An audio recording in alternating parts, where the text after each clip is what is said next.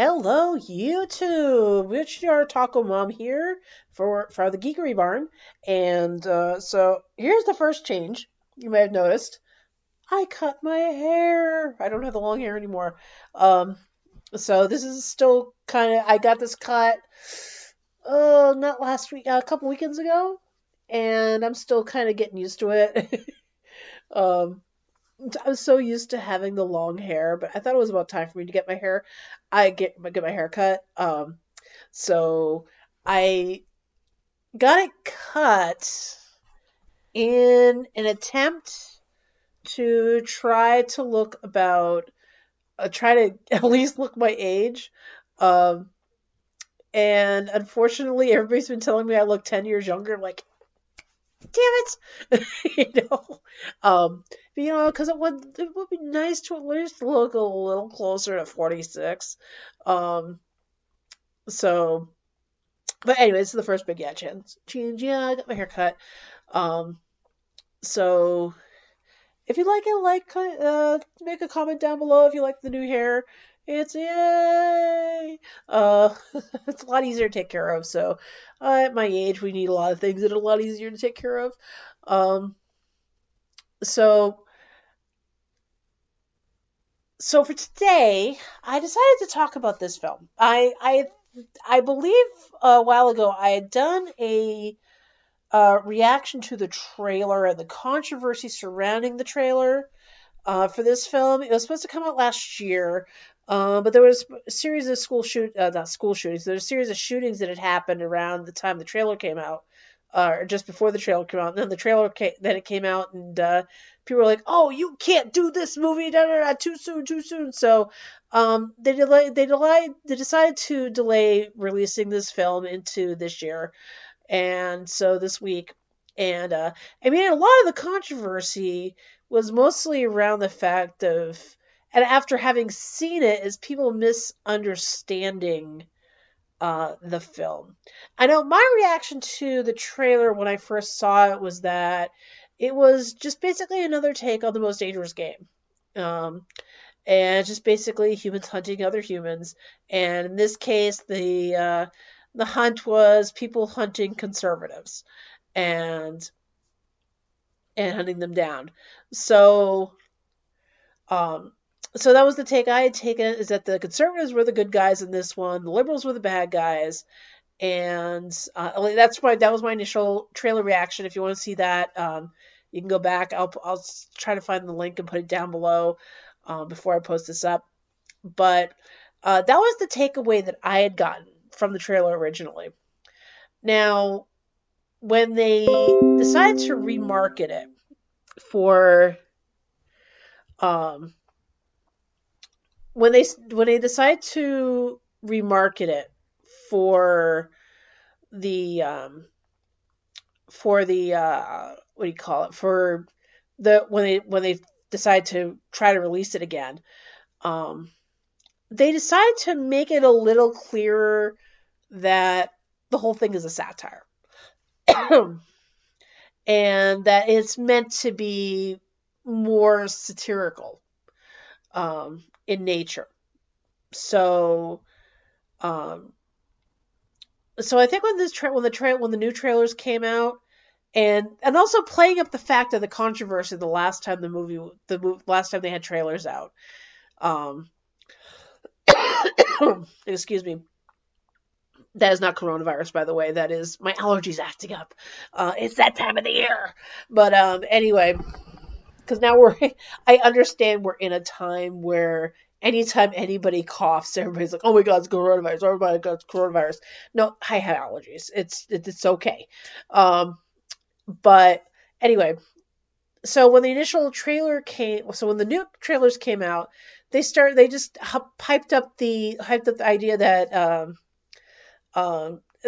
that nobody had seen the movie yet, and yet people were making such a huge fuss over the film, and so they decided to play that up for the advertisement. Now, I don't know how well that's going to work as a promotional device for this film. As you can see, excuse me, as you can see on the screen here, I do have the new poster up. for the film, and where they have the people's comments about the trailers when it was originally released, and all this, and also the whole thing about the most talked about movie of the year is the one no one's actually seen, and it kind of makes it look a little more satirical. It kind of plays up the whole satirical aspect of it because Undiseased is decide for yourself, and it has the original date crossed off, and then the new date March 13th. so so I went to go see this today. Now I understand that now I understand they're telling people to stay home and all this, but I figured I was fairly safe with this film because right now the movie's in like fourth place. And I was right on that because I was only one of maybe three people in the theater, and we all just kind of distanced ourselves. so from each other when we were in the theater. So, and the theater I was at, oh my god, it was like I don't know how many different trailers for different movies. I was like, oh my god, it was like six different trailers before they even got to the movie, and it was ridiculous. So, and this is theater I went to go see this at is not one that I normally go to because I had to drive to Concord, uh, in order to see this. And that's how you know somebody is from New Hampshire is that when they pronounce their capital as Concord, not Concord. That's your telltale sign in a movie that somebody's really from New Hampshire is that they pronounce it Concord instead of Concord, you know. But anyway, so anyway about the film itself. So the basic plot of the film is it's basically it's a satirical version on Most Dangerous Game, where you have these liberal elites who have taken a group of very right wing leaning conservatives and have put them on this manor, for a hunt, and they're hunting them down. But only one of them emerges, but one of them is a lot more is a lot more survivalist than they realized, and now she's trying to survive and make sure that these people get what that's coming to them. And so the film, the main protagonist, which it takes them a little while to get to who the main protagonist is going to be. Because it's the way it's set up in the beginning is that you get introduced to what the hunt is, and you get introduced to the hunt. They've and it's basically said they've dumped these people. They've dumped these people in the beginning, in the middle of nowhere, and they start getting headed down one by one. And you think this person's going to be the protagonist, but no, that person gets killed, and then this person's going to be the protagonist, no, that person gets killed, and it goes on like that until you finally get to your main person, who ends up being played by Betty Gilpin. I guess she's from the show Glow on Netflix. And she does a really great job in this role of a character named Crystal. And she does a really good job with this part. You believe that she's a survivalist. You believe that she's ex-military. You believe that she will be the one to survive this in the end. And so she does a really good job with this. And her character seems to be the only one that has any common sense among any of the characters in this film. And then you have Athena, who's the main bad guy, who's played by Hilary Swank, and you get the idea, and she really plays up this part. She does a really good job showing the idiocy of the liberal elite thinking too. And now you'll notice I put down this is a very divisive movie. It is a very divisive movie. Um, I'm still trying. It took me a while to get this review up because I had to think about this for a while as to whether or not the satire actually works or not in the film. And to me, this took a while for me to decide because I couldn't decide whether it worked or not for me. And there are parts of it that are funny. And there are parts of it where it was maybe a little too on the nose. Um, in particular, with the caricatures of some of the characters. Now, I realize that satire is meant to be more broad as far as humor goes. It's not always like, haha, funny. It's just meant to, satire is just meant to be more just exaggerating things to show the ridiculousness of it. And a lot of this movie does that. It shows how ridiculous both sides on this thing are being in this movie. In one case, on the right side, because nobody comes out as really good or bad in this, except for maybe Crystal, but neither side really comes out really good or bad in this film.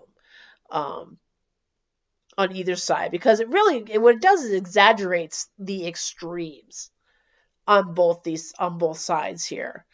Um, you find out that each of the particular deplorables were chosen because of things they had said on Twitter about different things, and each one um, and each one of them had said something that wasn't favorable to what um, I'm trying to word this in a way where I'm not giving anything away. Um, because I think this is a movie you have to see for yourself in order for you to decide for yourself on what you think of it or not. But this is a movie where neither side really looks particularly good in this. Okay, so and it basically satirizes the extremes that happen on social media for the most part, because that's where this all ends up starting, is on social media. And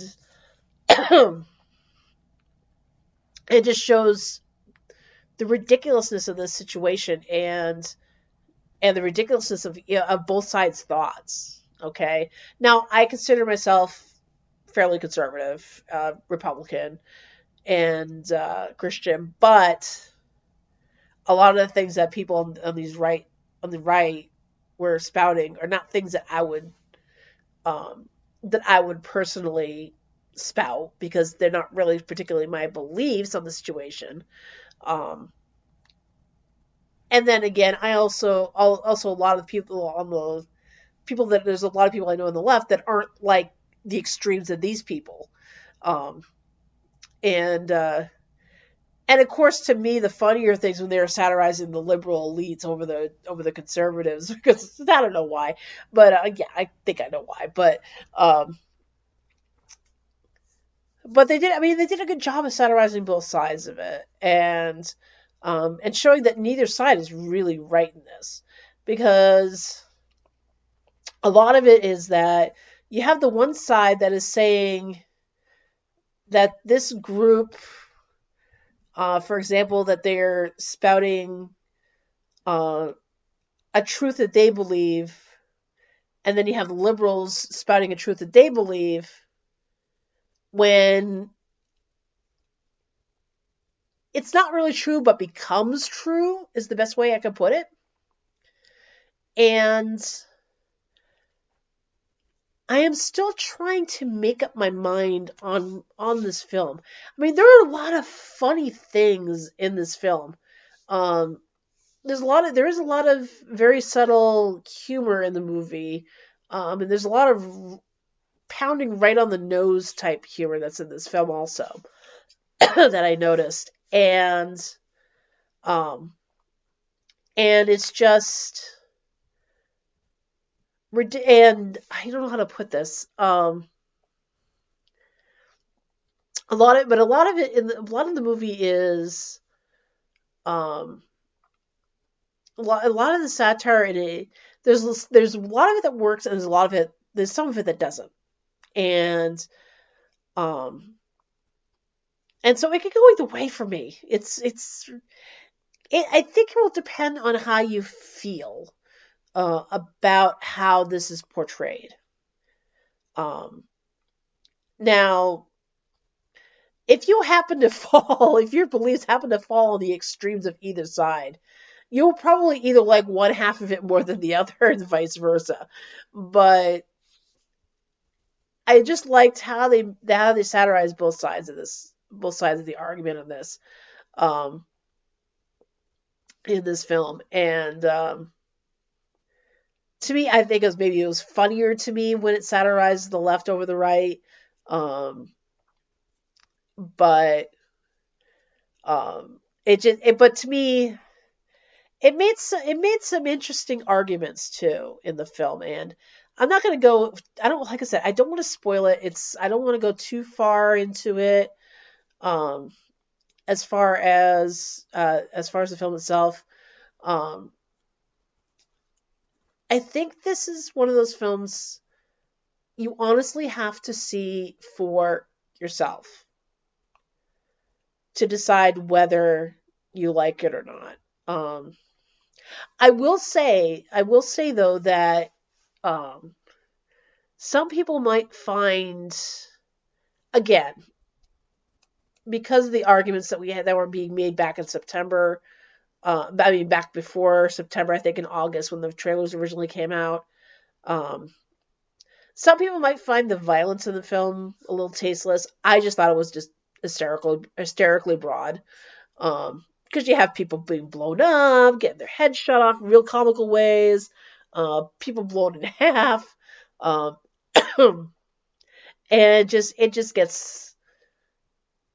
I mean, there were points in the film in the beginning because that which is the most violent part is the beginning when they're first shooting these people and killing everybody, um, and getting shots on these people that there were parts of it that just kind of surprised. I don't think it's so much shocked me; it's just surprised me. It was like one character goes, "Hey, that almost hit you! That almost hit me!" you know, and I was like, "I'm like, what kind of thing like that?" I don't think it was. I don't think it was so much that. I don't think it was so much that I was shocked as just I was just. It was kind of like a jump scare type thing. It was like, "Hey, that almost shot me!" you know, but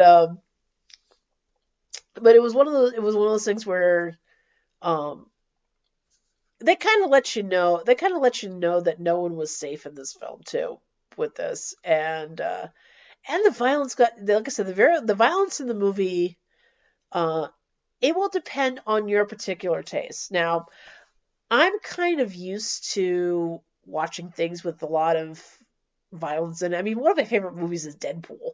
I mean, so you could say like I have like it's like I have a very high tolerance for blood and gore at this point in my life, but I thought the to me the violence is just like over the top comical. In my case, there's some your mileage may vary on that, so that consider that a warning before you go into this movie that it does get bloody and it does get gory at times, and it's just and what do you call it? And it just gets overly ridiculous. Okay. So anyway, so my feeling on the film, it's very divisive. Your mileage may vary on the satire on the film. Your mileage may vary on the gore in the film. I what do you call it? Uh, Betty Gilpin's really good in the film. Um, Hilary Swank's very good, does a very good job in the film. Actually, all the actors did a pretty good job in the film with their parts. Um, but the standouts definitely were definitely Or definitely Hilary Swank and what's her name again? And Gilpin. We're definitely Swank and Gilpin were the two standouts in the film. So anyway, so just to leave it at that. So stay safe and practice, wash your hands, practice self quarantine, and I will see you on for the next film. Bye.